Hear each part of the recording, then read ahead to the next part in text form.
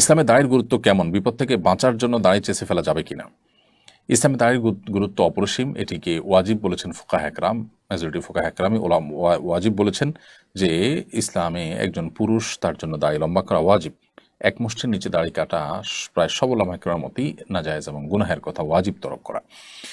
কোনো মানুষ যদি কোনো বিশেষ বিপদে পড়েন, সে অবস্থায় তিনি মৃত্যুর মুখোমুখি হওয়ার আশঙ্কা থাকে কিংবা দুরারোগ্য ব্যাধিতে তার কষ্টে নিপতিত হওয়ার আশঙ্কা থাকে, তাহলে তিনি এটি করতে পারেন। যেমন এমন হলো যে অ্যাক্সিডেন্টের কারণে সেলাই করতে হবে, তাহলে ওই জায়গার দাড়িগুলো চাঁচতে হবে, বা বড় কোনো দুর্ঘটনা হলো বা এমন কোনো অসুস্থ হলো যে দাড়ি তার রাখা যাচ্ছে না, দায় রাখতে গেলে তার ট্রিটমেন্ট হবে না, দুরারোগ্য ব্যাধিতে তিনি অনেক কষ্ট পাবেন অথবা মৃত্যুর মুখে পতিত হবেন, এই পর্যায়ে চলে গেলে তখন তিনি দাড়ি চেঁচে ফেলতেন বা ছোটো করে ফেলতে পারেন।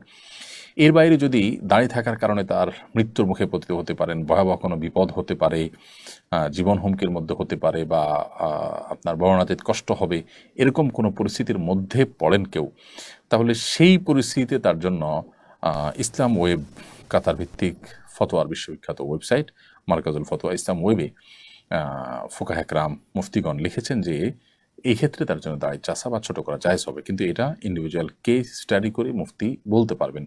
আমরা সামান্য একটু ঠুনকো অজুহাত দিয়ে, সামান্য একটু বিপদের ভয় আপনার কোনো ওয়াজিব লঙ্ঘন করে ফেলবো, ব্যাপারটা এতটা সহজও নয়। অতএব পরিস্থিতিটা কীরকম, এই পরিস্থিতিতে তার কি করা উচিত, কি করা উচিত না, কোনটা জায়েজ না, এই বিষয়টা সংশ্লিষ্ট বিষয়কে পুরোপুরি খোলাখুলি কোনো মুফতির কাছে উল্লেখ করে তারপরে সমাধান নিতে হবে। তো খোলাসা কথা হলো যে দুরারোগ্য ব্যাধি থেকে বাঁচার জন্য, মরণ ব্যাধি থেকে রক্ষা পাওয়ার জন্য, বা ট্রিটমেন্টের অংশ হিসাবে যদি কারো দাঁড়ায় চাচতে হয়, কিংবা এমন কোনো বিপদে পড়েন যে বিপদ থেকে দাঁড়ায় চাচা ছাড়া তার বাঁচার উপায় নাই, জীবন রক্ষার প্রশ্ন আসছে বা এই জাতীয় কোনো জটিলতা তৈরি হয়েছে, তাহলে সেক্ষেত্রে এটি জায়েজ হতে পারে। কিন্তু পুরো বিষয়টা নির্ভর করে যে পরিস্থিতিটা ঠিক কেমন, কোন পর্যায়ে, তার উপরে। এরপরে প্রশ্ন করেছেন হাসমত আলী, আপনি লিখেছেন দস্তরখানা বলতে কি বোঝায়? যেটিতে বসে খাবার খাওয়া হয় সেটি, নাকি যেটিতে প্লেট রাখা হয় সেটি?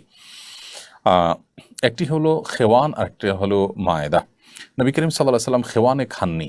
খেওয়ান বলতে বোঝানো হয় যেটার পাও আছে, পায়া আছে, কয়েকটা পায়ার উপরে যে উঁচু আপনার টেবিল জাতীয় কিছু থাকে, এই টেবিল বা ডাইনিং টেবিল বা এই জাতীয় জিনিস, এগুলোকে খেওয়ান বলা হয়। নবী সাল্লাল্লাহু আলাইহি সাল্লাম খেওয়ানে খাননি।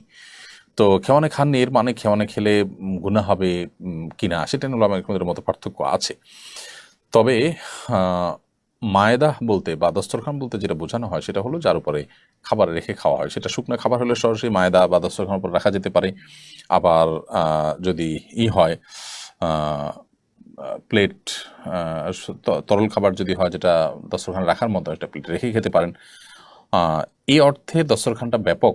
তার উপরে শুকনো খাবার রেখে খাওয়া যেতে পারে, আবার তরল বা আপনার ঝোল বিশিষ্ট খাবার হলে সেটি তার উপরে পাত্র রেখে বা প্লেট রেখে তার মধ্যে খাওয়া যেতে পারে। কিন্তু যেটা বিছিয়ে খাবার খাওয়া হয় সেটাকে দস্তরখান বলা হয়। এই বিছানো জিনিসটার উপরে কোনো কোনো ফ্রুট, ফল, টল এগুলো সরাসরি রেখে খাওয়া যেতে পারে, আবার যেগুলো তরল সেগুলো প্লেট ইত্যাদিতে খাওয়া যেতে পারে। সর্বাবস্থায় দস্তরখান বা মায়েদা বলা হয় চামড়ার হোক, প্লাস্টিকের হোক, কাপড়ের হোক, যেটা বিছে আমরা খানা খাই সেটাকে। অতএব এটার উপরে আপনি কী ধরনের খাবার খাচ্ছেন তার উপর নির্ভর করবে যে সে খাবারটা আপনি ডাইরেক্ট রেখে খাবেন না কীভাবে খাবেন, এটা একান্তই আপনার ব্যাপার। এরপরে সাবিহা সুলতানা সিথি, আপনি লিখেছেন চুল কালার করলে কি অজু হবে? চুল যদি আপনি কালার করেন তাহলে সেক্ষেত্রে অজু হয়ে যাবে। আর্টিফিশিয়াল যে মেহেদি আছে বাজারে, সেই মেহেদি যদি আপনি করেন অজু হয়ে যাবে। তবে সাদা চুলকে কালো কালার দিয়ে যদি আপনি রঙিন করেন তাহলে গুনাহগার হবেন। কিন্তু যে কালার আপনি ব্যবহার করেছেন তার কারণে যদি আলাদা কোনো প্রলেপ চুলের উপর তৈরি না হয় তাহলে অজু হয়ে যাবে, গোসল হয়ে যাবে, কোনো অসুবিধা নেই। বাট কালো খেজাব ব্যবহার কারণে আলাদা গুনাহ হবে, সেটা ভিন্ন বিষয়। আর এর বাইরে মেহেদি যদি হয় তাহলে সেক্ষেত্রে আর্টিফিশিয়াল মেহেদি থাকলেও এটার উপর দিয়ে অজু এবং গোসল করলে সেটি জায়েজ হবে।